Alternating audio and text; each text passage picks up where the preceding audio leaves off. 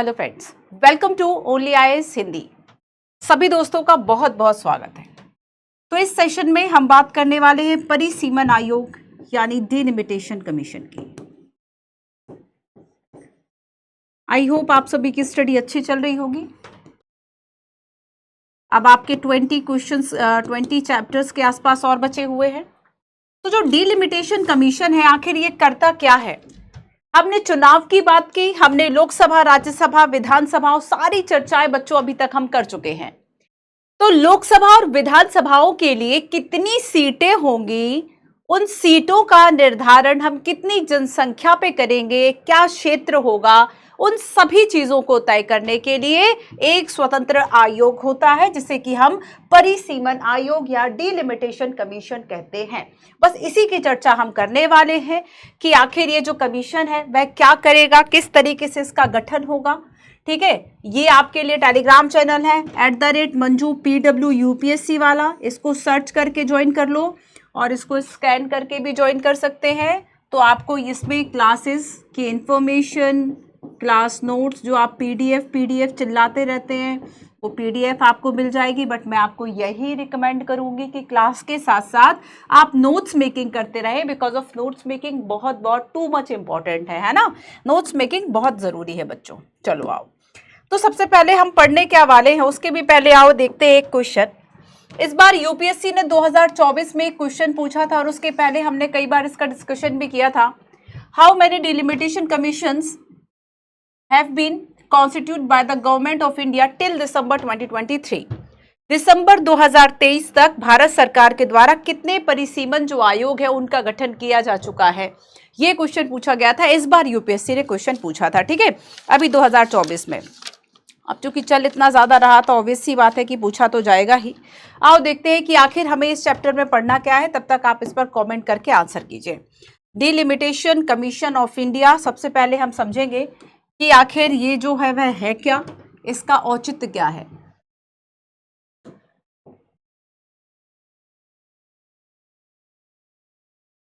Delimitation commission, इसका औचित्य क्या है, इसकी आवश्यकता क्या है, ठीक है, हम इसको समझेंगे। काफ़ी थोड़ा सा ज़्यादा है, मतलब इतना नहीं है कि आपका आधे घंटे का चैप्टर ख़त्म हो जाए। थोड़ी सी इन्फॉर्मेशन इसमें ज़्यादा है, हमें थोड़ी सी चीज़ों को ज़्यादा पढ़ना होगा, ठीक है। तो सबसे पहले हम देखेंगे कि जो परिसीमन का मतलब आखिर है क्या।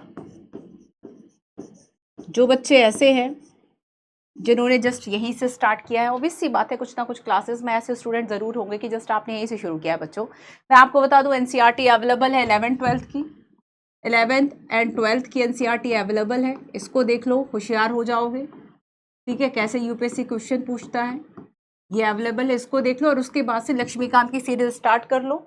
और साथ में अभी आप ये कंटिन्यू देखते चलो, क्योंकि एक दो बार की तो ज़रूरत होगी ही। देखो जब शुरू में नहीं आता है, मुझे भी आज सारी चीज़ें तब आती है जब मैं कितनी क्लासेस पढ़ा चुकी हूँ, कितने बैचेस पढ़ा चुकी हूँ। आप सोचो कि आपको एक बार पे कैसे आएगा, तो टाइम तो लगेगा ना। तो जब एक बार अभी देख लिया आपने परिसीमन आयोग का, है ना, इसके बाद फिर से आपने रिवाइज किया, फिर से दूसरी बार पढ़ा, तो चीज़ें आपको ठीक से आ जाती हैं।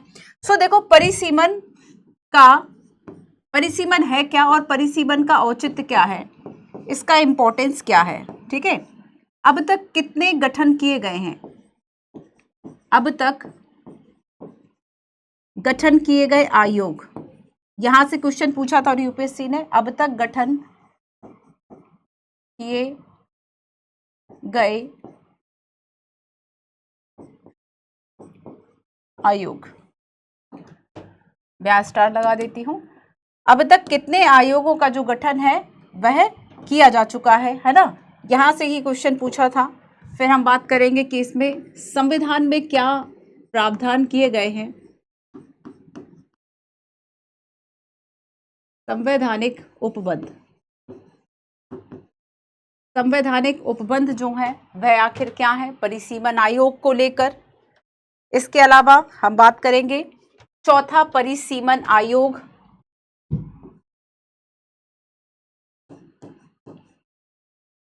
चौथा परिसीमन आयोग है ना, कब स्थापित हुआ था, क्या कार्य थे, क्या इसने कार्य किए, क्या अनुशंसाएं की, उसकी बात करेंगे। सिफारिशों की बात करेंगे कि इसकी जो सिफारिशें हैं उसका क्रियान्वयन कैसे हुआ, चौथा परिसीमन आयोग और सिफारिशें। ठीक है, फिर हम बात करेंगे परिसीमन आयोग 2020।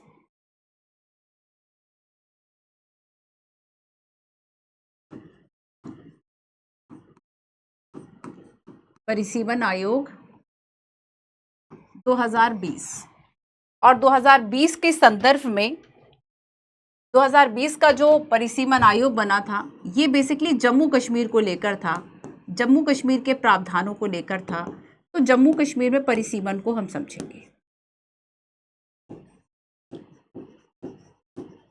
जम्मू कश्मीर परिसीमन। ठीक है, एंड देन नेक्स्ट हम देखेंगे आयोग के आदेश क्या थे।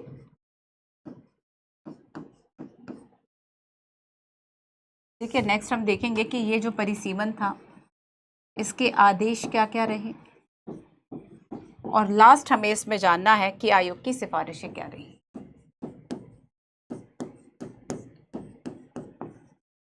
आयोग की सिफारिशें। ठीक है, थोड़ा सा रिसर्च किया करो कि जैसे कि मैंने यहाँ डिलिमिटेशन पढ़ा दिया, अब उसके बाद थोड़ा सा रिसर्च आपको इसलिए करना है कि एटलीस्ट अगर मेंस में कहीं क्वेश्चन आया है तो उसको देख लो, और अगर मान लो चर्चा में रहा है, अगर जैसे कि हाल फिलहाल में भी चर्चा में रहा, तो थोड़ा सा वो देख लो कि कहाँ पर जो है बेसिकली ये चर्चा में था। ठीक है, तो इस बात को भी आप थोड़ा सा देख लेंगे कि अभी जैसे न्यूज़ में काफ़ी चर्चा में रहा जम्मू कश्मीर को लेके, उत्तर पूर्वी राज्यों को लेके, तो अभी हाल ही में ये भी कहा गया कि मतलब सुप्रीम कोर्ट ने ये कहा कि अगर परिसीमन करना है तो ये जो आयोग है ना, परिसीमन शब्द क्या है अभी बताती हूँ, काफ़ी बच्चों के दिमाग में आ रहा होगा, है ना। तो अभी सुप्रीम कोर्ट ने, जो हमारे भारत का सर्वोच्च न्यायालय है, माननीय सुप्रीम कोर्ट है, उसके द्वारा ये कहा गया कि ये आयोग बेसिकली खुद सशक्त है और इस आयोग को बिल्कुल भी जरूरत नहीं है कि ये केंद्र सरकार से परमिशन ले उसके बाद ही कार्य करे।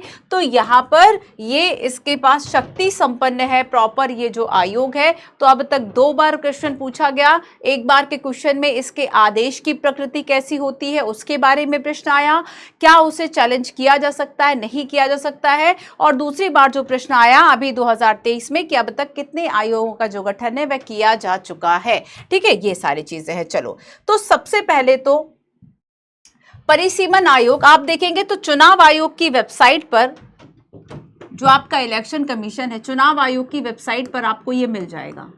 परिसीमन अलग से वेबसाइट नहीं, चुनाव आयोग में ही आपको ये मिलेगा। तो चुनाव आयोग की वेबसाइट पर, क्योंकि चुनाव आयोग के साथ मिलकर निर्वाचन आयोग, इलेक्शन कमीशन ऑफ इंडिया के साथ मिलकर डीलिमिटेशन कमीशन या परिसीमन आयोग जो है वह कार्य कर रहा होता है। तो देखो परिसीमन का मतलब क्या है, आओ थोड़े से वर्ड्स पढ़ते हैं। परिसीमन का शाब्दिक अर्थ है किसी देश या प्रांत में विधायी निकाय वाले क्षेत्रीय निर्वाचन क्षेत्रों की सीमा तय करने की प्रक्रिया या क्रिया, है ना। मतलब देखो, अब समझो इस बात को कि मान लो ये हमारा पूरा देश है, ठीक है, ये कोई भी एक राजनीतिक इकाई है, ये देश मान लो, इकाई मान लो। अब इस देश में अब चुनाव कैसे होंगे, कहां से आप किसको चुनोगे, कैसे चुनोगे, कितनी सीट्स होंगी, ये सब काम कौन करेगा। तो हमने क्या किया कि देश को चुनाव के उद्देश्य से कुछ भागों में बांट लिया।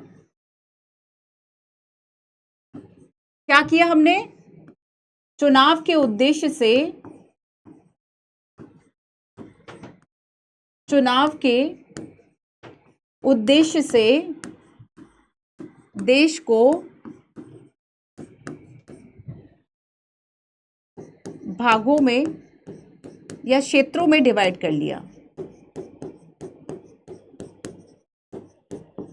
विभाजित कर लिया, ठीक है ना।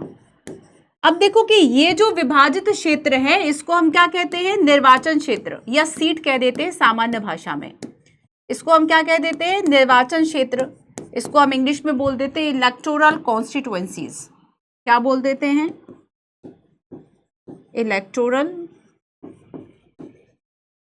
कॉन्स्टिट्यूएंसीज, निर्वाचन क्षेत्र। सामान्य भाषा में, आम बोलचाल की भाषा में हम इसको सीट कह देते हैं। जैसे कि हम कहते हैं कि लोकसभा के लिए अभी जो चुनाव हुए कितनी सीट पर हुए, लोकसभा के लिए 543 सीट पर, है ना, 543 सीट पर।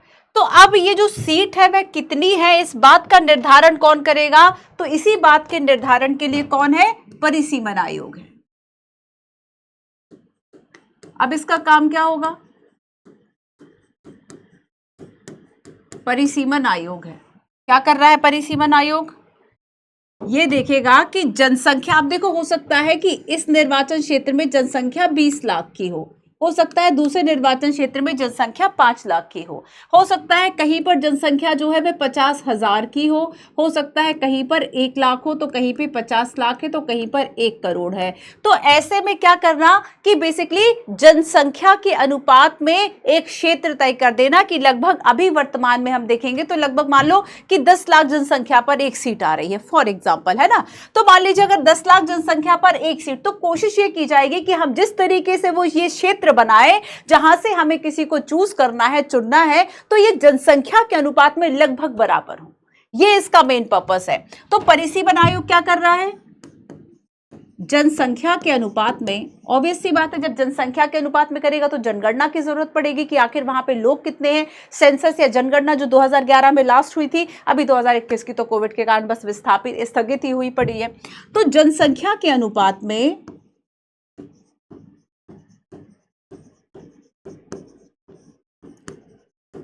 जो ये निर्वाचन क्षेत्र है, जनसंख्या के अनुपात में निर्वाचन क्षेत्रों को तय करना कि लगभग जनसंख्या और जो क्षेत्र है वो एक तरह से बराबर हो जाए। अब देखो, ये विधानसभा के लिए भी करेंगे और ये लोकसभा के लिए करेंगे। तो अगली बात हम ये कह देते हैं कि लोकसभा व विधानसभा के विधायी, है ना, विधान के अकॉर्डिंगली, या फिर जो प्रतिनिधित्व है कहां से होना है, कितने लोगों का होगा, उस हिसाब से क्षेत्र तय कर देना। प्रतिनिधित्व जो क्षेत्र है इसको तय कर देना। तो ये काम होगा परिसीमन आयोग का, ठीक है। तो इसी के बारे में हमें पढ़ना है। देखो आर्टिकल 1 में, आर्टिकल आपको बताती हूं जिसकी चर्चा इस चैप्टर में नहीं की गई है।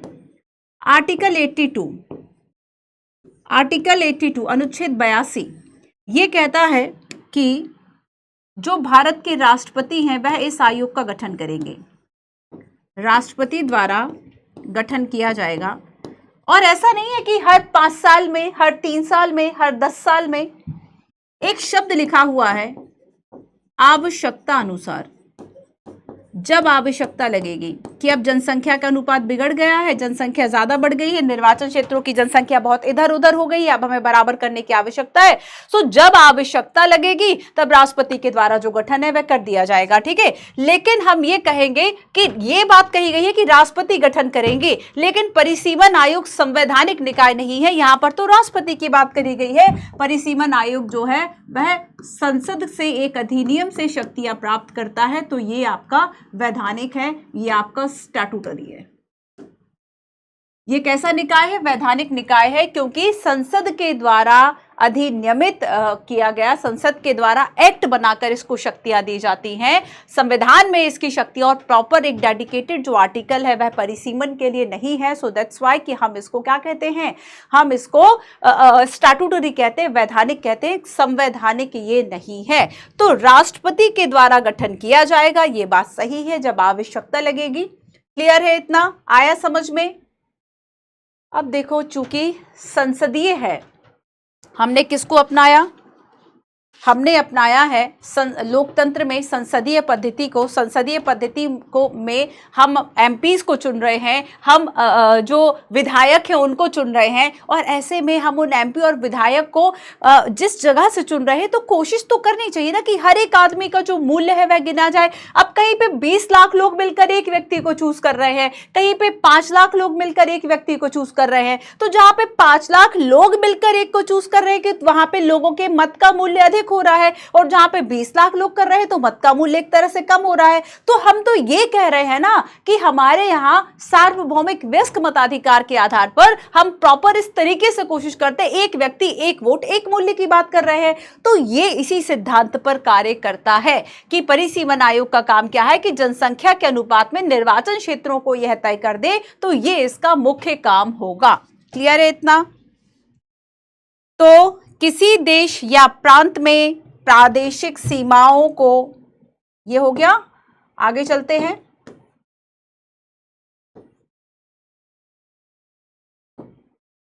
ठीक है, थोड़ा सा और समझते हैं।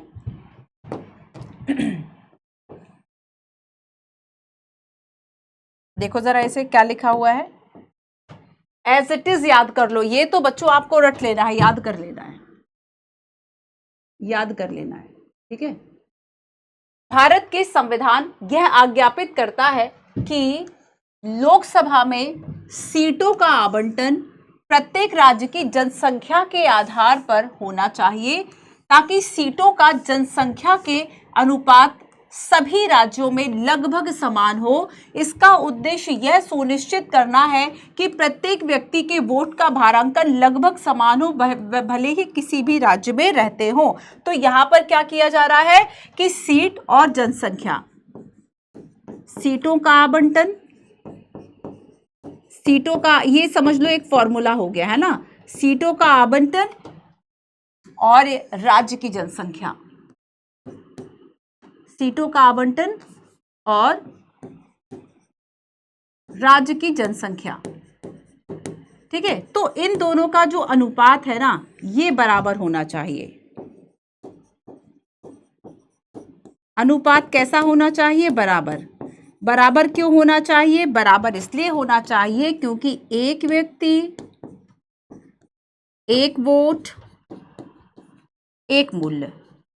हमने क्या जाना था सार्वभौमिक वयस्क मताधिकार में कि हर एक व्यक्ति को वोट देने का राइट है। डजंट मैटर वह अमीर है गरीब है, ऐसा नहीं है कि अमीर के पास 3-4 वोट देने का राइट है या उसके वोट का मूल्य 10 होगा, ऐसा कुछ भी नहीं। एनसीईआरटी में हम इसको पढ़ चुके ना कि जब हम चुनाव की बात करेंगे, चुनाव एक माध्यम है जिससे हम अपने प्रतिनिधि को चुन रहे हैं। चूंकि हमने संसदीय व्यवस्था, हमने लोकतंत्र को अपनाया, लोकतंत्र में हमने अप्रत्यक्ष लोकतंत्र को अपनाया, और अप्रत्यक्ष लोकतंत्र का जो तरीका है उसमें कोई व्यक्ति सीधा जाके नीति निर्माण नहीं कर रहा है, बल्कि वह क्या कर रहा है, वह अपने प्रतिनिधि को चूज कर ले रहा है। तो जो प्रतिनिधि है वह आगे जाकर उसके लिए नीतियां बनाएगा। सो हो गया ना इनडायरेक्ट। अब इस इनडायरेक्ट में बहुत जरूरी है कि अब लगभग सब लोग बराबर हो ना, कि 10-10 लाख लोग मिलकर एक व्यक्ति को चुन रहे हैं, तो हर एक, अब ऐसा नहीं कि कहीं 20 लाख लोग मिलकर एक व्यक्ति को चुन रहे हैं, तो वो आंकड़ा सही नहीं है। तो सीटों का आवंटन और राज्य की जनसंख्या, इनका जो अनुपात है उसको बराबर करने के लिए डिलिमिटेशन कमीशन है। फिर से याद करो, भारत का संविधान यह आज्ञापित करता है कि लोकसभा में सीटों का आवंटन प्रत्येक राज्य की जनसंख्या के आधार पर हो, ताकि सीटों का जनसंख्या के अनुपात सभी राज्यों में लगभग बराबर हो। सीटों का जनसंख्या से अनुपात कैसा हो? सीटों का अनुपात जनसंख्या के अनुपात से बराबर हो। और इसका उद्देश्य क्या सुनिश्चित करना? यह सुनिश्चित करना कि प्रत्येक व्यक्ति के वोट का भारांकन लगभग समान हो। तो ये इसका उद्देश्य हो गया। क्या हो गया? ये इसका उद्देश्य हो गया, ये इसका कार्य हो गया। आया समझ में? आ गया समझ में? इसका काम क्या होगा एक बार फिर समझो कि यहां पर हमने जाना था, इसको ध्यान से देखो, जिसमें कि हमने बात की थी कि देश है, देश को हमने विभिन्न भागों में बांटा चुनाव के उद्देश्य से, और उसे ही हमने क्या कहा? निर्वाचन क्षेत्र कहा। और इन निर्वाचन क्षेत्रों में जनसंख्या का अनुपात चूंकि बराबर हो, उसके लिए यह काम करेगा। सो इसका मेन पर्पस क्या हुआ? Redrawing the boundaries of legislative assembly and Lok Sabha constituencies. Delimitation commission का काम क्या है? बाउंड्रीज को रीड्रॉ करना।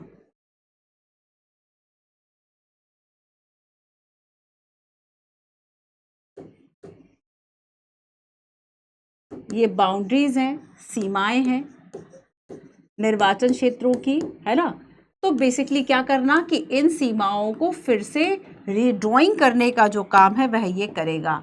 रीड्रॉइंग द बाउंड्री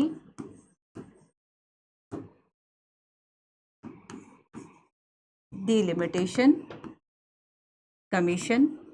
ये इतनी इंग्लिश और इतनी स्पेलिंग आपको आनी चाहिए, धीरे धीरे सीखने की कोशिश किया करो, ठीक है। इसलिए मैं कुछ चीज़ों को इसलिए यूज़ कर लेती हूँ इंग्लिश में कि मुझे ये लगता है कि बच्चों आप सीखेंगे, ज़्यादा नहीं, एक पैराग्राफ सीखेंगे तो साथ साथ इंग्लिश भी थोड़ी स्ट्रांग होती चलेगी, ठीक है। डील। अच्छा, मैं एक बात नोटिस करती हूँ कि कुछ बच्चे जब कमेंट्स करते हैं तो कमेंट्स में भी बहुत सिंपल वर्ड होंगे, वो उसको गलत स्पेलिंग कर देते हैं। जैसे कि हम कोर्स, क्लास, इवन कई स्पेलिंग्स मैंने देखी कि वो गलत लिखते हैं।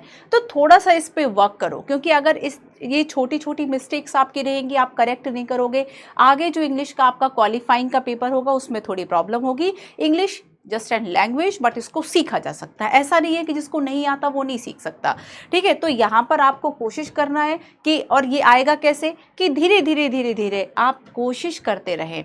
जैसे कि आपने आज मैंने आपको परिसीमन आयोग पढ़ाया, आपने इंग्लिश में कुछ पढ़ लिया गूगल पर, ठीक है, या फिर यूट्यूब पे कोई वीडियो देख लिया जो कि हिंदी का नहीं था, इंग्लिश का था, आप उससे चीज़ों को कनेक्ट करेंगे, हो सकता है एक आध बात आपको, एक आध जो बात है वह ज़्यादा जानने को सीखने को मिल जाए, ठीक है। सो इसलिए आपके लिए बड़ा इंपॉर्टेंस है इसका। So Delimitation Commission redrawing the boundaries of Legislative Assembly, redrawing the boundaries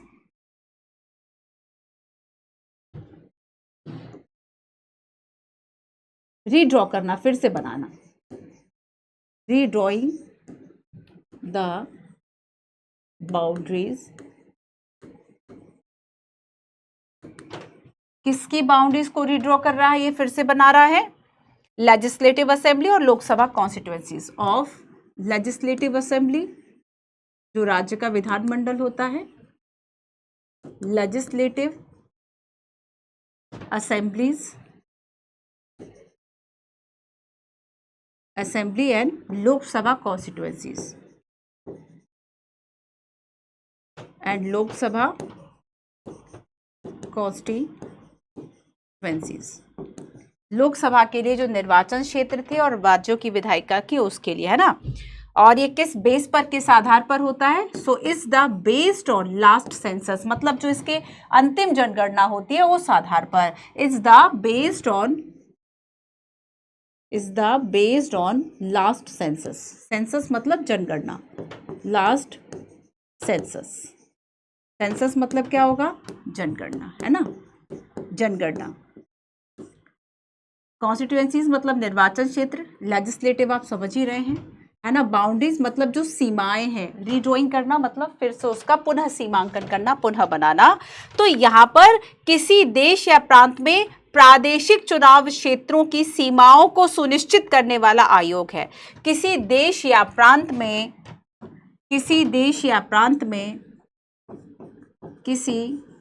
सारी चीजें ये लिखा करो, किसी देश या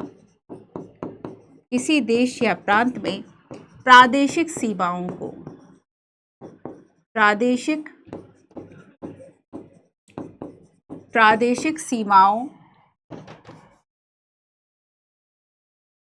चुनाव क्षेत्र की सीमाओं, प्रादेशिक चुनाव क्षेत्र की सीमाओं को सुनिश्चित करेगा, फिर से निर्धारित करेगा, तय करेगा, ठीक है, सुनिश्चित करेगा। और उच्च शक्ति प्राप्त निकाय है, इसको काफी शक्तियां प्राप्त होती है, उच्च शक्ति प्राप्त वैधानिक निकाय है, उच्च शक्ति प्राप्त वैधानिक निकाय है, ठीक है, क्लियर है इतना। अब देखो,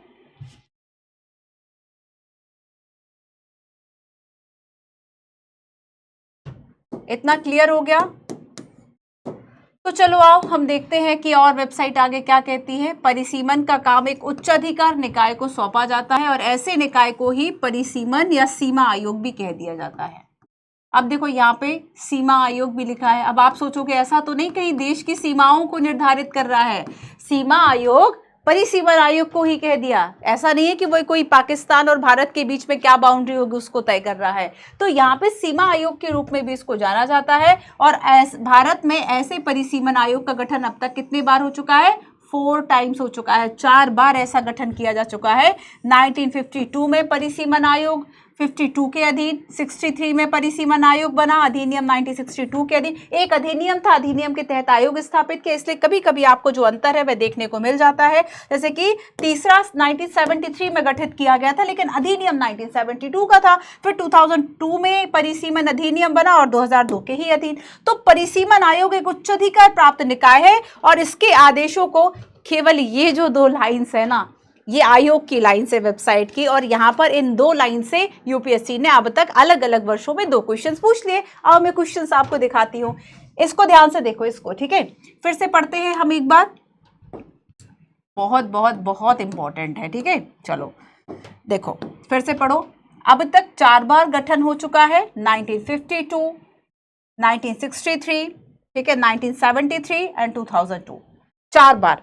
अब आगे क्या लिखा है, आगे पढ़ो, है ना। आगे क्या लिखा है, परिसीमन आयोग एक उच्चाधिकार निकाय है जिसके आदेशों को कानून के तहत जारी किया जाता है। मतलब इसको जो ये जो आदेश देगा वो कानून की तरह होंगे और वो इतने आप चुनौती नहीं दे सकते, उसमें किसी भी न्यायालय में आप चैलेंज नहीं कर सकते। और इस संबंध में ये आदेश भारत के राष्ट्रपति के द्वारा, जब भारत के राष्ट्रपति निर्दिष्ट कर देंगे कि इस तारीख से लागू होंगे, उस तारीख से लागू होंगे। और इसके आदेशों की प्रतियां लोकसभा और विधानसभा के समक्ष रखी तो जाती हैं, लेकिन उसमें संशोधन नहीं किया जाता है, कोई अनुमति नहीं होती। तो यहां पर आपने ये 2 पैराग्राफ पढ़ लिए। अब मैं दोनों साल के क्वेश्चंस आपको करा दूं। केवल एक पैराग्राफ था और इससे 2 क्वेश्चंस आ गए अलग अलग सालों में, ठीक है। चले आगे, आओ ये क्वेश्चन हो गया आपका कि दिसंबर 2023 तक भारत सरकार कितने परिसीमन आयोग गठन किए हैं। क्या आंसर होगा इसका, बताने की जरूरत है। चलो फिर भी बता देते, 1, 2, 3 या 4, ऑप्शन नंबर डी आंसर था कि अब तक कितने आयोग बन चुके हैं। 4 आयोगों की जो बात है वह की जा चुकी है। कब कब की जा चुकी है, तो थोड़ा सा आपको ये भी याद रखना है कि जो पहला बना था, पहला, दूसरा, तीसरा और चौथा 1952 में पहला था, 1962 में दूसरा था, 1973 में तीसरा था और चौथा 2002 में था और ये आखिरी था। चौथा 2002 में था और ये आखिरी था। और इसके अगर हम अध्यक्ष की बात करेंगे, इनका भी नाम जान लो, अध्यक्ष न्यायमूर्ति कुलदीप सिंह थे, कुलदीप सिंह, ठीक है। क्लियर है इतना। तो ये एक क्वेश्चन हो गया। अब आओ चलते हैं और 2012 में जो यूपीएससी ने क्वेश्चन पूछा था उसको देखते हैं। क्वेश्चन पूछा गया, परिसीमन आयोग के संदर्भ में निम्न पे विचार कीजिए। पहला स्टेटमेंट है कि परिसीमन आयोग के आदेश को न्यायालय में चुनौती नहीं दी जा सकती। यस, ये बात बिल्कुल सही है।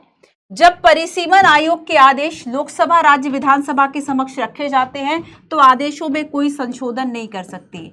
बच्चों, लाइन भी चेंज नहीं हुई थी, शब्द भी नहीं बदले थे और आज भी वेबसाइट पर वही वर्ड लिखे हुए हैं।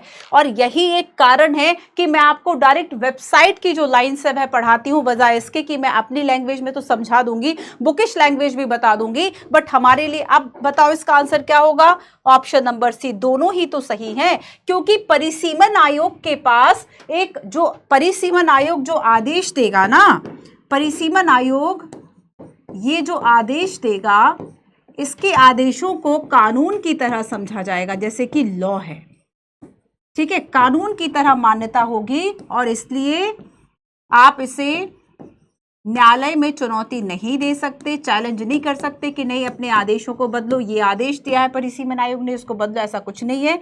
तो न्यायालय में आप चैलेंज नहीं कर सकते, न्यायालय में चुनौती नहीं दी जा सकती। और दूसरी बात है कि अगर आप विचार के लिए रख ही रहे हो, कोई बात नहीं है, लोकसभा में रख लो, स्टेट लेजिस्लेटिव में रख लो, लेकिन लोकसभा को भी ये पावर नहीं है कि इसमें जो संशोधन है वह किया जा सके। तो लोकसभा इसमें संशोधन नहीं कर सकती है ना, और ना ही विधानसभा इसमें संशोधन कर सकती है। जो इसने कह दिया सो कह दिया, विधानसभा भी संशोधन नहीं कर सकती। आ गया समझ में। तो जब भी हमें पढ़ना है, हमें चीजों को ठीक से पढ़ना है। आया इतना समझ में। तो हम परिसीमन आयोग, हमने यहाँ पर ये 2 लाइंस देखी और इन 2 लाइन से 2 साल में 2 क्वेश्चंस आए हुए थे। आगे चले। इतना सब ये याद करना, ये सब लिखो अपने नोट्स में बच्चों, बहुत अच्छे नोट्स बन जाएंगे आपके। और ये भी लिख लो, एक लाइन लिख के कितने परिसीमन आयोग गठन किए, अगर यहाँ पे कोष्टक में लिख लेना कि ये बात यूपीएससी ने 2023 में पूछी है। इससे अच्छे नोट्स नहीं बन सकते बच्चों, इससे बेहतर नोट्स आप नहीं बना पाओगे, है ना। मतलब जो मैं बनवा रही हूँ एक वन ऑफ द बेस्ट हम कह सकते हैं। आओ एक क्वेश्चन देखो जरा। प्रश्न है कि परिसीमन का अर्थ है विधायी निकाय वाले देश या प्रांत में क्षेत्रीय निर्वाचन क्षेत्रों की सीमाओं का निर्धारण करने की प्रक्रिया। लोकसभा विधानसभा के लिए परिसीमन स्थानीय निकायों से अलग है। जो स्थानीय निकाय होते हैं उनसे अलग है परिसीमन। परिसीमन आयोग अधिनियम वर्ष 1952 में अधिनियमित किया गया था। परिसीमन आयोग का गठन भारत के राष्ट्रपति के द्वारा किया जाता है। किस आर्टिकल में ये कहा गया है, पढ़ चुके ना, भूलो मत, आर्टिकल 82। और यह भारतीय निर्वाचन आयोग के सहयोग से कार्य करता है। तो यहाँ पर ये चारों ही स्टेटमेंट जो है वह इसमें सही लिखे हुए हैं कि किसी देश या प्रांत के जो क्षेत्रीय निर्वाचन क्षेत्र है, निर्वाचन क्षेत्र मतलब क्या, जहाँ से एक, जैसे कि 543 निर्वाचन क्षेत्र लोकसभा में है ना, जहाँ और एक निर्वाचन क्षेत्र से खड़े बिल्कुल 10 लोग हो जाए, 20 लोग हो जाए, कोई दिक्कत नहीं है, लेकिन एक व्यक्ति ही चुना जाएगा, इलेक्टेड एक पर्सन ही होगा। जैसे कि लोकसभा ने 543 सीट बनाई है ना, तो कितने लोगों का चयन हुआ, 543 ही हमारे जो प्रतिनिधि है वह संसद पहुंचे, बस वही बात है। ठीक है, अब एक क्वेश्चन और देखो, परिसीमन की आवश्यकता आखिर क्या है, इसका औचित्य क्या है, वही बात, इसका औचित्य क्या है, आवश्यकता, औचित्य, महत्व। जनसंख्या को के समान वर्गों को समान प्रतिनिधित्व मिले, ऑब्वियस सी बात है, हमने यही जाना था। एक वोट एक मूल्य के सिद्धांत का पालन हो, ठीक है। भौगोलिक क्षेत्र के उचित विभाजन हेतु, ताकि चुनाव में राजनीतिक दल को दूसरे पर फायदा ना मिले। क्या यही सारी बातें हैं? क्या अब तक हमने जो पढ़ा, जो जाना, क्या ये वही है, बताइए जरा। तो यहाँ पर देखो कि इसके जब हम औचित्य और महत्व की बात करते हैं तो डेफिनेटली ये तीनों ही बातें इसमें आ जाती है ना, ये तीनों ही बातें इसमें आ जाती हैं। तो इसलिए कुछ पॉइंट्स और मैं आपको बता देती हूँ इसके औचित्य और महत्व के। वैसे तो हम सारे जान चुके हैं, कुछ पॉइंट्स और, औचित्य या महत्व कह लें।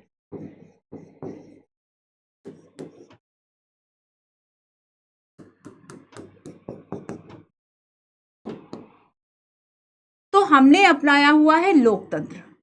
लोकतंत्र में लोग बड़े इंपॉर्टेंट हैं।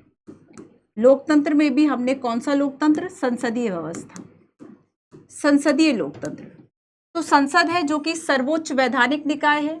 संसद में कौन बैठेगा, संसद एक, मतलब संसद की अगर हम बात करें तो सर्वोच्च एक विधि निर्माण का ये है ना, संसद क्या करेगी, विधिक निकाय है, विधियों को बना देगा, यही तो काम करेगी।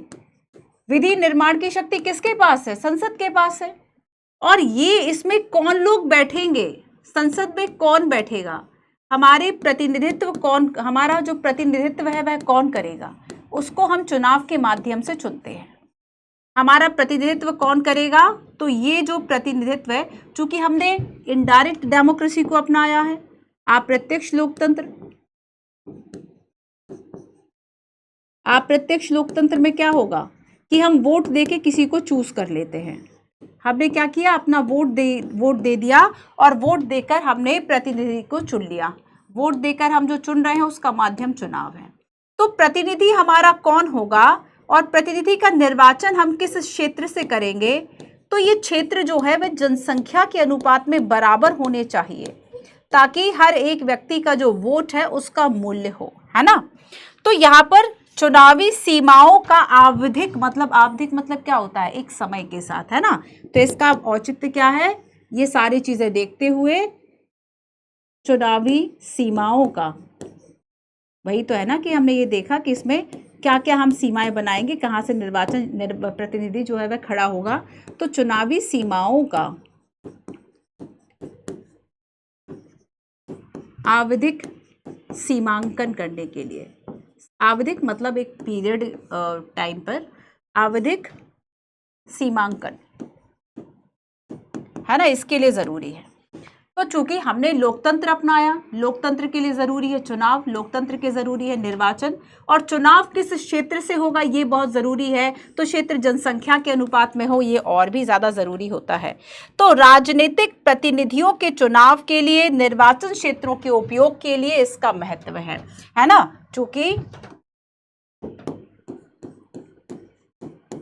जो हमारे राजनीतिक प्रतिनिधि हैं, राजनीतिक प्रतिनिधित्व के चुनाव हेतु आवश्यक है, आवश्यक या नहीं है, बिल्कुल है ना। आगे देखो, नेक्स्ट देखो, चूंकि चुनाव के माध्यम से हम सार्वजनिक प्रतिनिधित्व कौन करेगा इसको चुन रहे हैं, तो चुनाव के लिए बहुत इंपॉर्टेंट है, और चुनाव के लिए आधार लोकतांत्रिक हो, इसके लिए भी जरूरी है। चुनाव का आधार, चुनाव का आधार लोकतांत्रिक हो,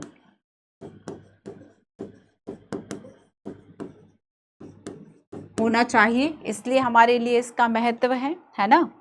अच्छा एक बात बताओ, जो निर्वाचित प्रतिनिधि हैं, एक क्षेत्रीय व्यवस्था होती है, मतलब एक क्षेत्र को तय करना, किससे एक को हम चुनेंगे, तो क्षेत्रीय अवधारणा के लिए जरूरी है।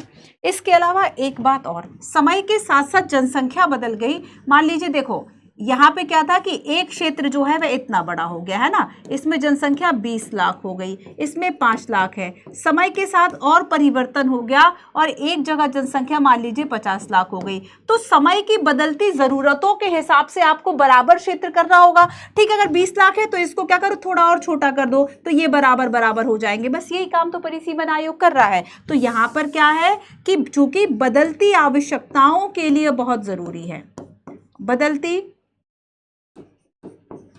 जो परिस्थितियां हैं, बदलती जमीनी हकीकतों के लिए, बदलती जमीनी हकीकत हेतु आवश्यकता है कि हम परिसीमन आयोग जो है उसका गठन करें। ठीक है, तो और इसके अलावा कोई और याद आ रहा है, तो वोटों के मूल्य में समानता, वोटों के मूल्य में समानता के लिए बहुत जरूरी है। वोटों के मूल्य में समानता हेतु जरूरी, ठीक है ना, कि एक वोट एक मूल्य हो, एक वोट एक मूल्य। ऑब्वियस सी बात है कि कहीं अगर 20 लाख लोग मिलकर एक व्यक्ति को चुन रहे हैं तो उससे वहां पे जो वोट मूल्य है वह कैसा होगा, थोड़ा सा कम हो जाएगा उसका, है ना। तो यहाँ पर देखो कि मेन ऐसा कहीं भी ये पॉसिबल किसी भी लोकतंत्र में नहीं है कि प्रॉपर तरीके से ये बांट लें कि अगर अभी 96 CR अगर मतदाता थे इस बार, मान लो अगर 96 करोड़ मतदाता थे, तो हमने 543 में डिवाइड देखे कि मैथ्स का एक्यूरेट नंबर हम ले आए कि हाँ अगर अब इन सबको जोड़ दोगे तो प्रॉपर वही जनसंख्या आ जाएगी। तो ऐसा पॉसिबल कभी नहीं होता, थोड़ा बहुत विचलन जरूर होता है, मतलब एक आपको डिफरेंस जरूर देखने को मिल जाता है, लेकिन हमें फिर भी यही कोशिश करनी चाहिए कि हम क्या करें कि निर्वाचन क्षेत्र जो है जनसंख्या के अनुपात में ही हम तय करें। तो यहां पर ये मुश्किल होता है जनसंख्या के हिसाब से चीजों को करना, बट फिर भी मुश्किल है, फिर भी करना तो है ही, है ना। आया समझ में? तो ये औचित्य, ये महत्व हो गया। अब आगे चलते हैं और हम कुछ संवैधानिक उपबंधों की बात करते हैं। अच्छा, अब तक कितने आयोग गठन किए गए और आदेश की शक्ति वो हम बात कर चुके हैं कि अब तक 4 आयोग गठन किया गया है, वो हमने यहाँ पर देख लिया। और इसके अलावा हमने एक क्वेश्चन के माध्यम से और ये भी जान लिया आयोग की वेबसाइट से कि आदेशों को कानून की शक्ति प्राप्त होगी और इसमें किसी तरह के जो चेंजेस है वह नहीं किए जा सकते हैं। ठीक है, तो लोकसभा विधानसभा में रखे जरूर जाएंगे बट संशोधन की अनुमति उनको नहीं होगी। और अब हम चलते हैं चौथे परिसीमन आयोग की तरफ। अब हम चलेंगे चौथे परिसीमन आयोग की तरफ, पर उसके पहले एक संवैधानिक उपबंधों की हम बात कर लें। कुछ संविधान में भी कुछ उपबंध किए गए हैं। परिसीमन आयोग के लिए एक डेडिकेटेड आर्टिकल नहीं है, इसलिए हम इसको संवैधानिक संस्था नहीं कर रहे, हम इसको वैधानिक कर रहे हैं, क्योंकि संसद अधिनियम बनाएगी। लेकिन फिर भी चुनाव को लेकर कई जगह पर आपको जो चीजें हैं वह दिखाई देती हैं, है ना। चुनाव को लेकर कई जगह आपको आर्टिकल्स में चीजें दिखाई देती हैं, लोकसभा विधानसभा के लिए हम उन आर्टिकल्स की यहां पर बात कर रहे हैं। तो भारतीय संविधान के अनुच्छेद, देखो शुरुआत ना आपको शुरू का समझ में आ गया। अभी तक जो 40 मिनट हुए, क्या आपको इसमें समझ में आया कि परिसीमन, उसका इंपॉर्टेंस क्या है? क्वेश्चन भी अगर आएगा मेंस का तो यहां से ही आएगा। याद रखना, जिस साल प्रीलिम्स में जो टॉपिक आता है उसकी मेंस में पूछे जाने की संभावना कंपैरेटिवली ज्यादा होती है। ठीक है, आप एक PYQ एनालिसिस करके यही हमें समझ में अब तक आया है। आपको कुछ और लगता है तो मैसेज करके बताना, कमेंट करना। 81, 82, 170, 330 एंड 332, इसका संबंध किससे है? संसद और विधानसभा क्षेत्रों के परिसीमन से है। अनुच्छेदों को 84 संविधान संशोधन अधिनियम 2001, 84 देखो परिसीमन से संबंधित है, दो इंपॉर्टेंट आर्टिकल, एक 84 और एक 87 है। 84 संविधान संशोधन जो कि 2001 में हुआ था, और 87 संविधान संशोधन जो कि 2003 में हुआ था। तो इसमें कुछ संशोधन जो है वह किया गया था, उनको हम पढ़ते हैं। पहली बात यह कही गई थी कि 1971 की जनगणना के आधार पर, देखो तो जो परिसीमन किया गया था ना, अब उसमें इतना भी बिल्कुल अपडेट नहीं है कि 2011 के हिसाब से ही अभी का परिसीमन कर दिया जाए। इतने बड़े देश में बड़ा मुश्किल काम है ये। तो यहां पर क्या किया जा रहा है कि आप देखेंगे कि अभी वर्तमान में, चलो खैर यहां से चलते, तो 1971 में जो जनगणना हुई थी उसके आधार पर लोकसभा में विभिन्न राज्यों के लिए आवंटित वर्तमान सीटों को कुल संख्या वर्ष में 2026 के बाद ही पहली जनगणना तक अपरिवर्तित, तो तभी तो 2026 के बाद ही परिसीमन होगा। अभी चल रहा है कार्य, 2026 के बाद फिर से जो नेक्स्ट अब चुनाव होगा 19वीं लोकसभा में, तो उसमें 543 सीटें नहीं रहेंगी। ऐसे बच्चे जो अभी छोटे हैं, आप 18-19 साल के हो, चूंकि अब कंपैरेटिवली कम एज में ही बच्चा तैयारी को शुरू कर रहा है, चूंकि चीज़ें ऑनलाइन भी बहुत अवेलेबल हो गई हैं, तो हम उस चीज़ को रोक नहीं सकते कि हम ये सोचे कि बच्चा मैच्योर हो जाए, 21 साल से तैयारी करे, वो किसी के हाथ में नहीं है, है ना। तो ऐसे बच्चों के लिए मैं कहूँगी कि बच्चों अगर अभी 24 है ना, 25, 26, 27, आप देखोगे कि अगर आप 2-3 साल अभी तैयारी करने वाले हो, तो जब परिसीमन आयोग अगला आएगा ना, और उसमें आप देखोगे कि 26 के बाद से जो चेंजेस आएंगे, जो सीटें परिवर्तित होंगी, वो आपको थोड़ा सा ध्यान में रखना होगा। तो ये इसके लिए क्या किया, एक लॉक कर दिया गया कि 26 तक तो भैया कुछ चेंज नहीं होगा, 26 के बाद ही चीजें चेंज होंगी, 26 तक आप परिवर्तित रहेंगी। अब देखो आगे 1971 की जनगणना के आधार पर यहां पे बात की गई लोकसभा के लिए कि लोकसभा के लिए आप परिवर्तित रहेंगी। यहाँ पे बात कर दी विधानसभा के लिए कि विधानसभा की जो सीटें हैं वो 2026 तक अपरिवर्तित रहेंगी। 26 के बाद जो जनगणना और चीजें होंगी उसके हिसाब से चीजों को एडजस्ट करेंगे। लोकसभा और विधानसभा में अनुसूचित जाति और जनजातियों के लिए आरक्षित सीटें, आप देखो इसमें कहा गया कि जो SC ST की सीट है वो भी वो सीटों की संख्या 2001 की जनगणना के आधार पर पुनः निश्चित की जाएगी। तो SC ST के लिए आरक्षित सीटों की संख्या के लिए आधार क्या बना लिया कि 2001 की जनसंख्या के आधार पर हम देखेंगे कि कितनी SC और ST है, उनको कितना हमें जो सीट है रिजर्वेशन वह देना है। प्रत्येक राज्य में 2001 की जनगणना के आधार पर संसद और विधानसभा क्षेत्रों का पुनः सीमांकन किया जाएगा। परिसीमन होने वाले ऐसे चुनाव क्षेत्रों में 2026 के बाद पहली जनगणना तक ये यथावत रहेंगे, मतलब जितनी है उतनी ही रहेंगी। 2001 की जनगणना की बात यहां की गई। ठीक है, चुनाव क्षेत्रों का इस प्रकार से पुनः परिसीमन किया जाएगा कि एक राज्य में प्रत्येक संसदीय और विधानसभा क्षेत्र की जनसंख्या जहां तक व्यवहारिक हो सके पूरे राज्य में समान होगी। तो अभी वर्तमान में क्या है, आधार 1971 की जनसंख्या है या फिर 2001? तो अब वर्तमान में आप देखेंगे तो 2001 की जनगणना के आधार पर परिसीमन जो है वह किया हुआ है, मतलब एक में जितनी जनसंख्या थी उस जनसंख्या के आधार पर ही जो वर्तमान में क्षेत्र है उनमें जो हमारे चुनाव जो मतदाता है उसके हिसाब से चीजों को बांटा गया है। ठीक है, तो आधार क्या है वर्तमान में 2001 की जनगणना के आधार पर। क्लियर है? क्लियर है इतना? तो अब तक ये संवैधानिक उपबंधों की हमने बात कर ली। ठीक है, तो यहाँ पर थोड़े ये आर्टिकल्स आप देख लेना। आपको 80 मैं होमवर्क दे रही हूँ, 84 और 87 संविधान संशोधन, आपको थोड़ा सा होमवर्क दे दिया जाए। होमवर्क भी बच्चों किया करो, देखो आपके लिए ही है ये सारी जो हम कोशिश करते हैं।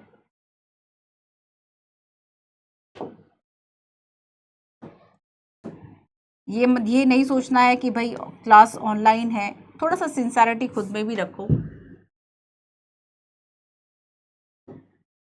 जो आर्टिकल्स मैंने आपको बताए हैं, ठीक है, ये आर्टिकल्स आपको याद करने हैं। कौन कौन से आर्टिकल्स की यहाँ पे बात हुई?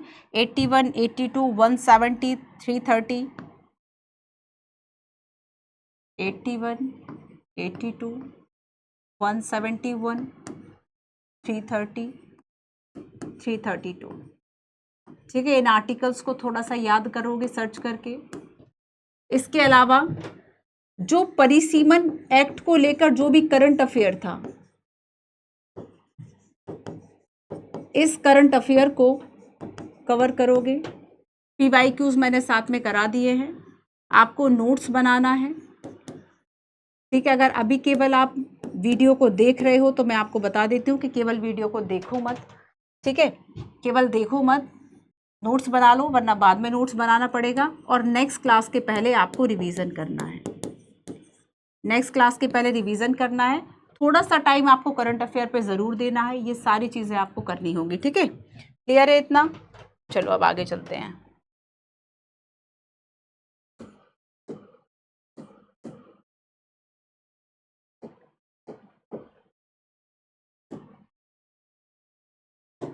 चलिए नेक्स्ट, अब हम बात करेंगे चौथे परिसीमन आयोग की। ये चौथा परिसीमन आयोग कौन सा है? अब तक 4 परिसीमन आयोग ही तो बने हुए हैं। तो संसद एक अधिनियम लेकर आता है 2002 में। संसद ने परिसीमन अधिनियम 2002 पारित किया। संसद ने परिसीमन अधिनियम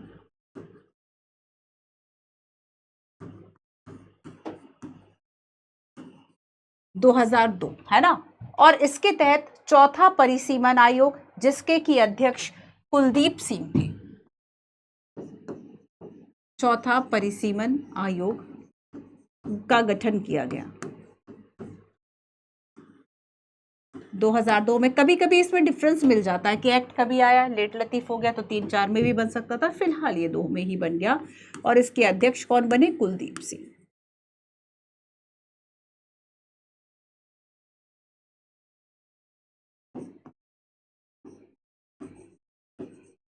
ठीक है, ये अंतिम परिसीमन आयोग, मतलब अभी तक जितना हमें ज्ञात है अंतिम परिसीमन आयोग, जो कि यूपीएससी ने पूछा कि दिसंबर 2023 तक कितने आयोग, तो 4।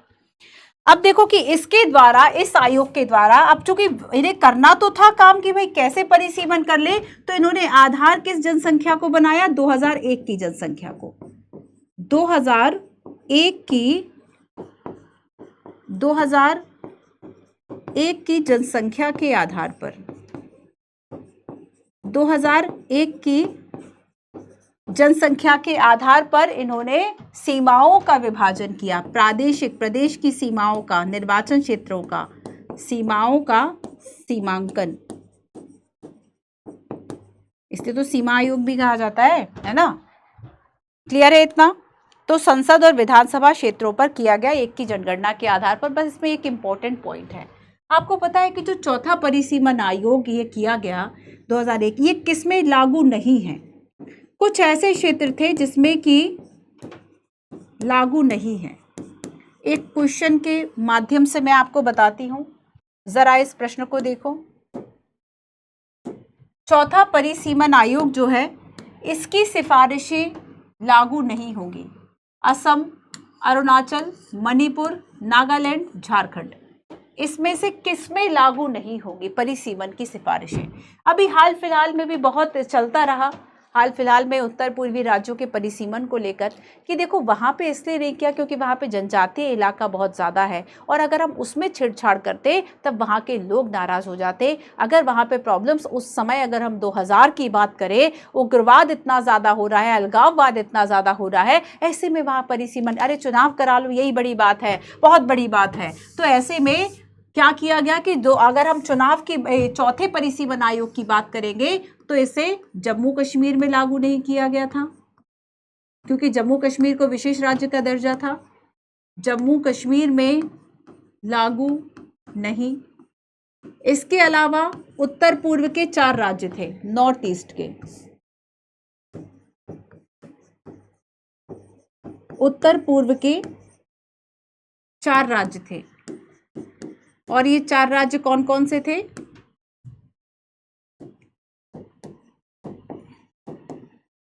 असम, अरुणाचल, मणिपुर, नागालैंड। असम, अरुणाचल, मणिपुर, नागालैंड। ठीक है। इसके अलावा एक और राज्य जो कि था झारखंड, झारखंड में भी ये लागू नहीं था। और इस तरीके से 1 2 3 4 5, इसके अलावा जम्मू कश्मीर भी इसमें शामिल है। तो चौथा परिसीमन आयोग जो बना, जिसने 2001 की जनसंख्या के आधार पर चीज़ों को चेंज करा, वो लागू इन जगह पर नहीं था। ठीक है, तो ये चौथे परिसीमन आयोग की बात हो गई। अब याद रखो कि इसने अपनी जो रिपोर्ट है, इसने अपनी रिपोर्ट कब प्रस्तुत की? आयोग रिपोर्ट देता है ना, इस आयोग के द्वारा 2007 में अपनी रिपोर्ट प्रस्तुत की गई। अब चूंकि जब राष्ट्रपति अधिसूचना जारी करेंगे तब जाके ये लागू होगा। राष्ट्रपति ने 2008 में जब हस्ताक्षर करके रिपोर्ट पर, है ना, इसकी अधिसूचना जारी की, तब से ये कार्यान्वित होने लगी इसकी रिपोर्ट्स। तो 2008 से इसका जो क्रियान्वयन है वह शुरू हुआ, और आयोग की सिफारिशों को 5 राज्य और जो जम्मू कश्मीर है उसमें लागू नहीं करा गया था। ठीक है, तो 2008 में अधिसूचना जारी की, और 8 के बाद से जो क्रियान्वयन है उस हिसाब से वह शुरू हो गया। ये काम हुआ था पूरा। आगे समझ में आ गया इतना आपको? अब आगे चलते हैं और परिसीमन आयोग 2020 की बात करते हैं। अब आप सोचोगे अभी ये चल रहा है ना, परिसीमन आयोग 2020 की हम बात करते हैं कि देखो सरकार ने 2008 में जो अधिसूचना लेकर आए थे ना, 2008 में क्रियान्वयन हो गया था, 2008 में आयोग तभी बना था। अब यहाँ पे जो 2020 में हम बात कर रहे हैं ना, तो जो 2008 की अधिसूचना जारी की गई थी उसमें कुछ चेंजेस किए गए, हम यहाँ पर उसको पढ़ने वाले हैं। तो परिसीमन आयोग देखो, विधि और न्याय मंत्रालय ने फरवरी 2020 में, विधि व न्याय मंत्रालय ने, समझ में आ रहा है? देखो मैं कोशिश कर रही हूं बच्चों, जब मैं आपसे मिलके आती हूं ना, तो मुझे ये लगता है कि बच्चे बहुत छोटे हैं पढ़ने, चीज़ों को समझने के लिए, कि अगर आप मुझसे मान लीजिए आधी उम्र के हैं, ठीक है, मुझे एक्सपीरियंस हो गया इतना ज़्यादा एक लंबे से, तो हो सकता है कि मैं, ये सब टीचर्स के साथ ये होता है, तो ये लगता है हमें कि अगर मैं विधि और न्याय मंत्रालय पढ़ा रही हूं तो आपको समझ आ गया होगा कि ये एक मंत्रालय है, ये काम करता है, पर ऐसा नहीं होता। हो सकता है आपने पहली बार इसको सुना होगा। इसलिए जब मैं कल आपसे मिल के आई हूं ना बिहार में, पटना में, तो ये पता चलता है कि इतनी ज़्यादा, मतलब वहाँ पर जो बच्चे मिले, वैसे वो उन्होंने यही कहा कि हाँ मैम समझ में आता है, अच्छी क्लासेस लगती हैं, हम देखते भी हैं कॉन्टिन्यूटी के साथ एंड ऑल, मैसेजेस से भी आपका पता चलता है, लेकिन उसके अलावा ऐसा लगता है कि आपको शायद थोड़ा सा और समझाने की ज़रूरत है। इसलिए मैंने लास्ट अभी जो आपसे मिलने के बाद जो 2 लेक्चर्स रिकॉर्ड किए, उसको ज़्यादा समझाने की मैंने कोशिश करी है। उसके पीछे कारण यही है कि आपको एक बात मैं सीधे बता के ना निकल जाऊँ, थोड़ा सा मैं उस पर और चर्चा करूँ, बस इसी वजह से मैं बार बार आपको ये चीज़ें जो है वे ज़्यादा अच्छे से समझा रही हूँ। परिसीमन, आपने एक अंतर देखा होगा पिछली क्लासेस में और इसमें, है ना, उसके पीछे यही रीज़न है कि आपसे मिलना। तो विधि व न्याय मंत्रालय ने, विधि व न्याय मंत्रालय, है ना, तो इसने बेसिकली क्या किया, एक रिपोर्ट, एक अधिसूचना जो है वह जारी की फरवरी 2020 में। और जब ये अधिसूचना जारी की, अधिसूचना शब्द ज़्यादा सही होगा,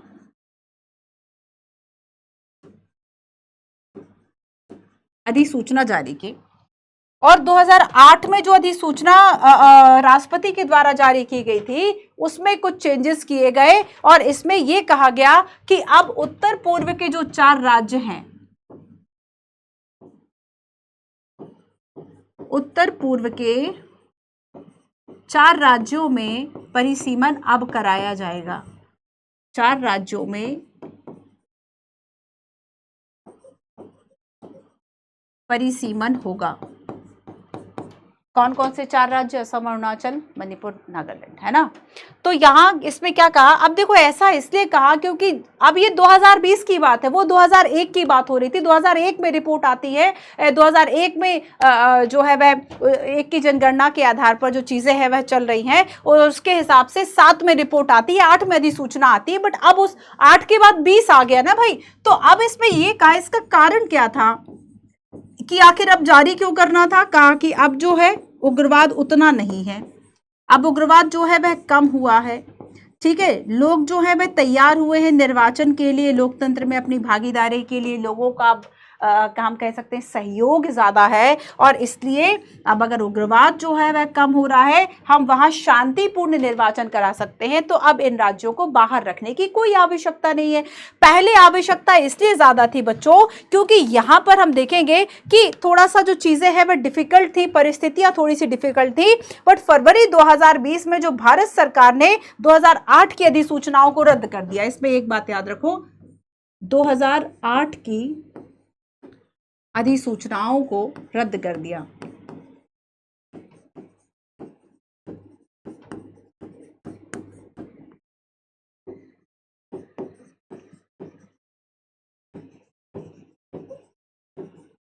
और यही तो एक अधिसूचना यही हो गया ना, ये 2008 में यही तो था कि उत्तर पूर्व के 4 राज्यों में परिसीमन नहीं होगा, बट अब कह दिए कि अब हो जाएगा। ठीक है, ये बात इसमें कही गई। अब देखो इसमें यह कहा कि इन राज्यों में सुरक्षा की स्थिति में अब पहले से ज्यादा सुधार हुआ है और इसलिए इन राज्यों में उग्रवाद की जो घटनाएं हैं वह भी कम हो रही हैं। मतलब परिस्थितियां अगर बदली है तो अब हम शांतिपूर्ण तरीके से जो चीजें हैं वह कर सकते हैं और इसलिए इसमें यह कहा कि अब उत्तर पूर्व के 4 राज्य हैं, इसमें जो परिसीमन है वह कराया जाएगा। ठीक है, इसके अलावा देखो एक और बात, मार्च 2020 में जम्मू कश्मीर भी तो बाहर था, उसके बारे में भी तो कुछ देख लो। मार्च 2020 में जम्मू कश्मीर के बारे में कहा कि अब जम्मू कश्मीर को पहले बाहर रखा था ना, अब कहा कि जम्मू कश्मीर में भी परिसीमन होगा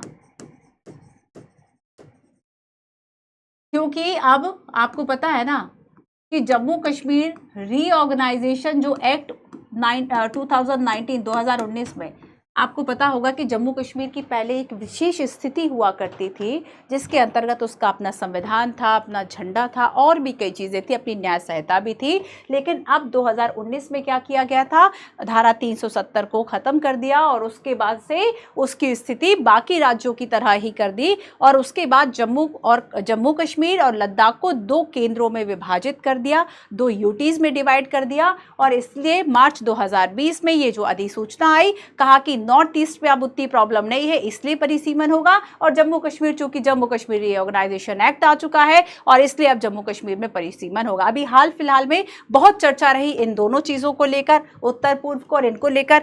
हो सकता है मेंस का क्वेश्चन कुछ इस तरीके से आ जाए कि पहले और अब में ऐसा क्या डिफरेंस है कि हम इन जगह पर भी परिसीमन करा रहे हैं या फिर इसके पहले ऐसी क्या प्रॉब्लम थी कि हम परिसीमन नहीं करा पा रहे थे, वो प्रॉब्लम्स आपको लिखना है। ठीक है, तो अब देखो मार्च 2020 में जम्मू कश्मीर में परिसीमन के लिए अलग से जम्मू कश्मीर परिसीमन के लिए एक आयोग बना जिसके अध्यक्ष रंजना प्रकाश देसाई थे। अलग से जम्मू कश्मीर के लिए एक आयोग गठन किया गया, रंजना प्रकाश देसाई। ठीक है, ये इसके अध्यक्ष थे। अब आओ कुछ और चीजों को समझते हैं कि आखिर ये जो जम्मू कश्मीर के लिए था उसमें सदस्य कौन कौन शामिल थे। ये जम्मू कश्मीर वाले आयोग की बात मैं आपको बता रही हूं। इसमें देखो न्यायमूर्ति रंजना प्रकाश देसाई जो कि उच्चतम न्यायालय की न्यायमूर्ति इसमें अध्यक्ष के रूप में शामिल थी। सुशील चंद्रा चुनाव आयुक्त पदेन सदस्य के रूप में शामिल थे और राज्य व केंद्र शासित प्रदेशों के जो चुनाव आयुक्त थे वह भी पदेन के रूप में इसमें शामिल थे। ठीक है, और यहाँ पर न्यायमूर्ति रंजना प्रकाश देसाई की नियुक्ति जो है वह 1 वर्ष की अवधि के लिए की गई थी, या जो भी सरकार के द्वारा अगला आदेश दिया जाएगा उस वक्त तक के लिए की गई थी। तो इसको कुछ कार्य सौंपे गए थे। देखो कार्य इसमें ये रखे कि जो उत्तर पूर्वी राज्यों के निर्वाचन क्षेत्र है उसका परिसीमन करो। 2002 के प्रावधानों के अनुसार ही 2020 में जो ये आयोग काम कर रहा है, ये किसके लिए काम कर रहा है कि आपको उत्तर पूर्व के जो 4 राज्य है उसके लिए भी काम करना है। और जम्मू कश्मीर चूंकि पुनर्गठन अधिनियम 2019 आ चुका और जम्मू कश्मीर की विशेष स्थिति को खत्म कर दिया, उसको 2 केंद्र शासित प्रदेश बना दिए गए, तो ये निर्वाचन क्षेत्रों का परिसीमन ठीक वैसे ही करे जैसे भारत के बाकी भागों में भी करा जाता है। तो भारत सरकार ने उपरोक्त 4 उत्तर पूर्वी राज्य जो हम पहले पढ़ चुके थे उसके हटा दिए गए, है ना। मतलब पहले था कि वहां पे परिसीमन नहीं होगा, लेकिन बाद में हमने देखा कि उत्तर पूर्वी राज्य को आयोग के दायरे से हटा दिया मार्च 2021 में।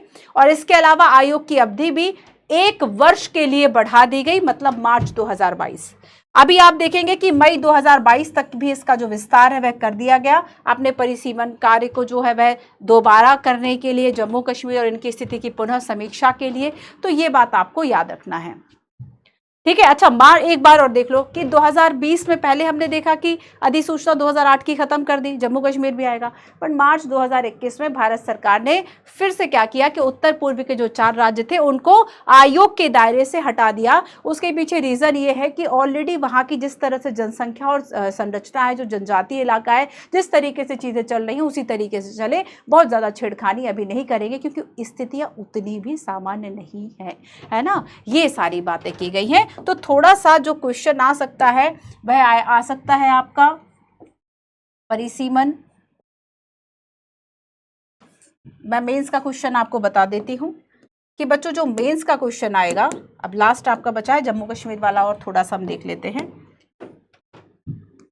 अब देखो मेंस में प्रश्न कैसे करेक्ट करके आता है वो मैं आपको बताती हूँ।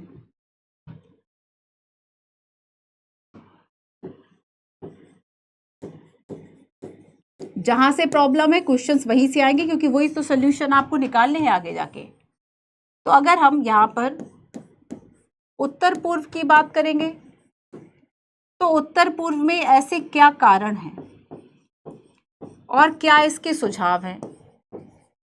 ठीक है, यहां से क्वेश्चन।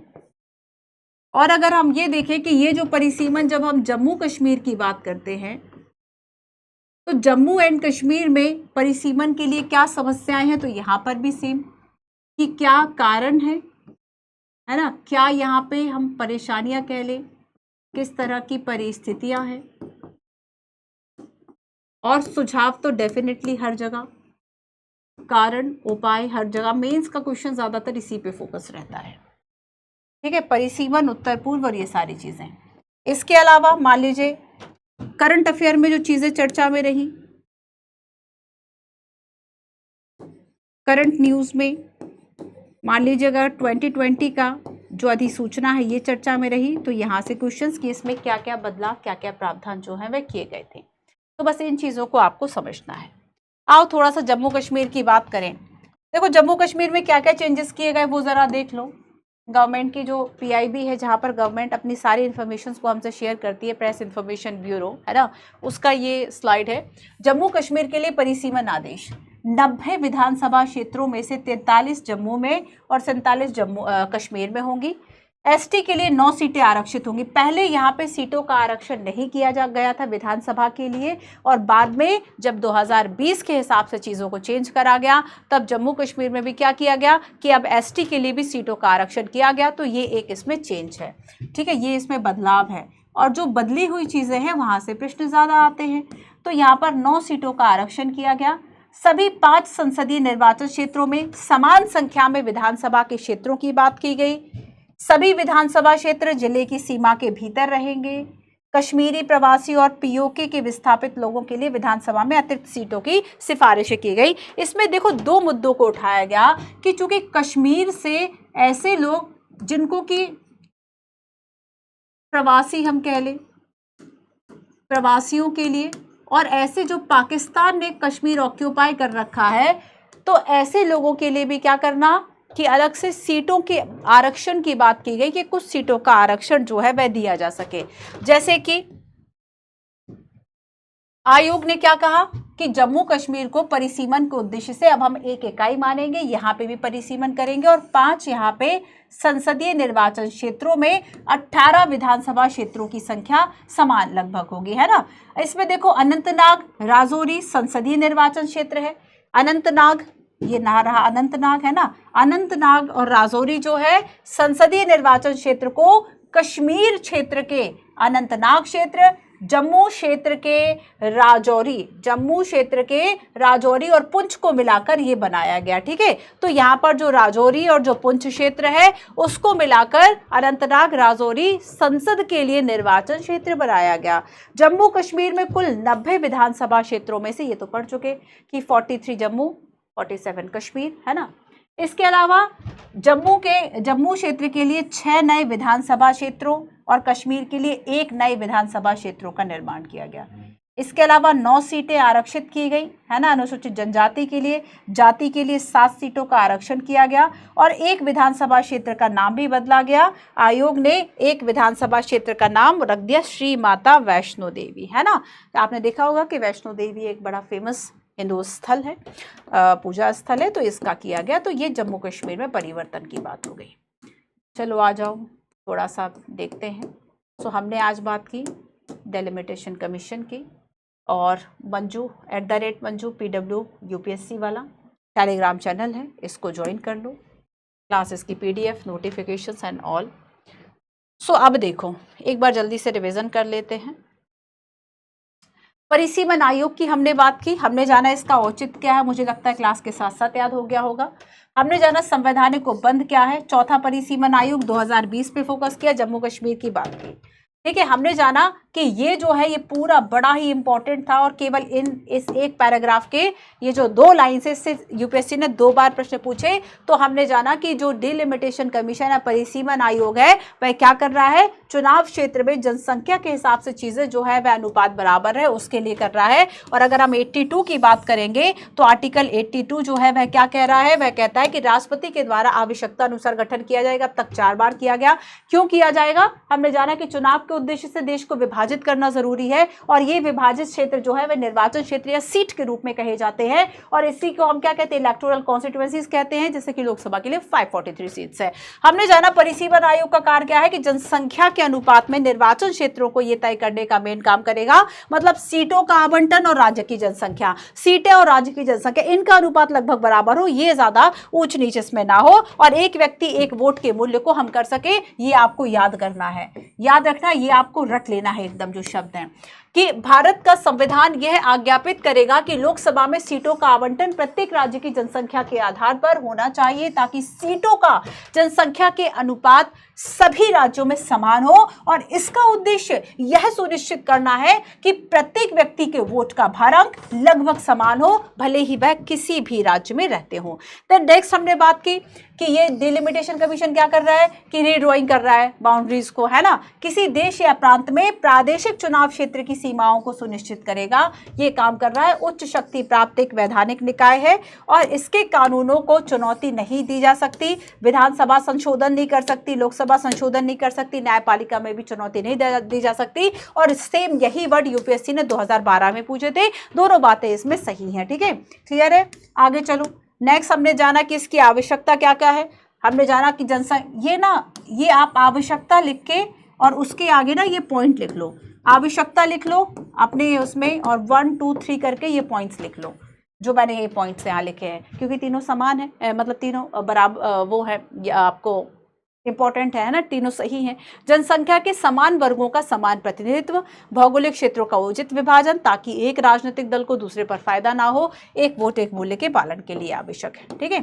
हमने और औचित्य और महत्व में बात की कि अप्रत्यक्ष लोकतंत्र में प्रतिनिधि कौन होगा, इसको हम जनसंख्या जो है वह चुनेगी, तो इसलिए चुनाव का आधार लोकतांत्रिक हो और बदलती जमीनी हकीकत, मतलब बदल रहा जनसंख्या का अनुपात और इसलिए हमें सीटें भी बदलनी है, वोट के मूल्य में समानता हो, तो चुनावी सीमाओं का आवधिक सीमांकन हो हो, सो इसलिए के लिए ज़रूरी है संवैधानिक उपबंध में ये आपका होमवर्क है 80, 82, 170, 330 एंड 332, है ना। इसको थोड़ा सा आपको ध्यान रखना है। तो ये आपका होमवर्क है, करंट अफेयर आपको देखना है, नोट्स बनाना है। करोगे होमवर्क? कल क्लास के पहले मुझे बताना कि मैम आज हमने किया हुआ था। चौथा परिसीमन आयोग जो कि 2002 में गठित किया, अध्यक्ष कुलदीप सिंह थे। 2007 में रिपोर्ट प्रस्तुत की, 8 में अधिसूचना, और जो अधिसूचना जारी की इसने जम्मू कश्मीर और उत्तर पूर्व के राज्यों को बाहर कर दिया था। जम्मू कश्मीर में लागू नहीं था, उत्तर पूर्व के 4 राज्यों में लागू नहीं था, झारखंड में लागू नहीं था, है ना। इसलिए ये सभी इसका आंसर थे। तो हमने देखा बच्चों कि जो 2020 में अधिसूचना आती है उसने ये कहा कि 8 की अधिसूचना को रद्द कर दो और उत्तर पूर्व के 4 राज्यों को इसके अंतर्गत ले आओ, जम्मू कश्मीर में भी परिसीमन कर दो, क्योंकि जम्मू कश्मीर अब बाकी राज्यों की तरह हमने कर लिया। लेकिन फिर भी इसमें एक चेंज जो आपको दिखेगा कि मार्च 2021 में फिर से उत्तर पूर्वी राज्यों को आयोग के बाहर जो है वह हटा दिया गया था। ये सारी चीजें थोड़ा सा आपको याद रखनी है। रंजना प्रकाश देसाई की नियुक्ति अध्यक्षता में एक आयोग का गठन किया गया था 1 वर्ष के लिए, जिसका काम क्या था कि जम्मू कश्मीर और उत्तर पूर्वी के राज्यों की समीक्षा करना कि क्या वहां पर हम जो चीजें हैं वह ठीक कर सकते हैं। इसके अलावा भी जम्मू कश्मीर के लिए परिसीमन आदेश की बात कर ली। तो ये था हमारा आज का क्लास। उम्मीद है आपको समझ में आया होगा, उम्मीद है आपको चीज़ें समझ में आई होंगी। प्रॉपर नोट्स बनाइए, क्लास के साथ साथ में चीज़ों को पढ़ते रहिए। बहुत ज़्यादा ज़रूरी है कि आप चीज़ों का रिवीजन करते रहें। तो आज अगर मैंने परिसीमन बता दिया, कल विधि आयोग था, तो नोट्स इसके बनाओ और दोनों को एक बार रट लो, दोनों को एक बार फिर से रिवाइज कर लो। रिवीजन करते रहोगे, कॉन्फिडेंस बना रहेगा। बाकी कमेंट करके बताइए क्लासेस आपको कैसी लगी। कोई चीज़ आपको टफ लगती है, ऐसा लगा नहीं समझ में आया, तो हम आपके कमेंट्स कंसीडर करेंगे। नेक्स्ट क्लास में हम उस पर ज़रूर चर्चा करेंगे। Thank you so much.